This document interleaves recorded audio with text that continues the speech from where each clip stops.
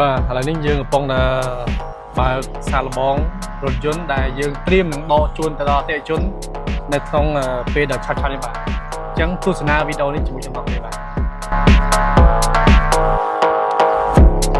អូអត់ចាំមែនទេបាទអូទៅសុបតែម្ដងបាទអញ្ចឹងបង្ហាញថារថយន្តនេះគឺយើងបានត្រួតពិនិត្យមើលបញ្ជាក់ឡើងច្បាស់ថា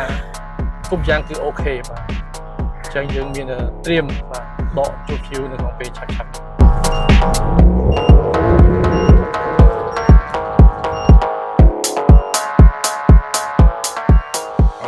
បាទបញ្ចប់ការតេស្តសាកល្បងជូនដល់ភ្ញៀវហើយបាទឃើញថារលូនមែនតើបាទគឺចង់ថាទាំងម៉ាស៊ីនទាំងជើងក្រោមទាំងប្រអប់លេខបាទគឺយើងរត់ទៅគឺស្មើគ្នាតែម្ដង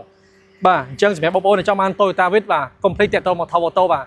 យើងមានជាងជំនាញរបស់យើងនឹងរៀបចំនៅទីតាំងផ្ទាល់តែម្ដងហើយជាពិសេសការធានាដូចជាការរៀបចំគឺលំអិតទៅដល់ភ្ញៀវបាទអញ្ចឹងត្រូវការវិទ្យាតាក់ទងមក Top Auto បាទអរគុណច្រើន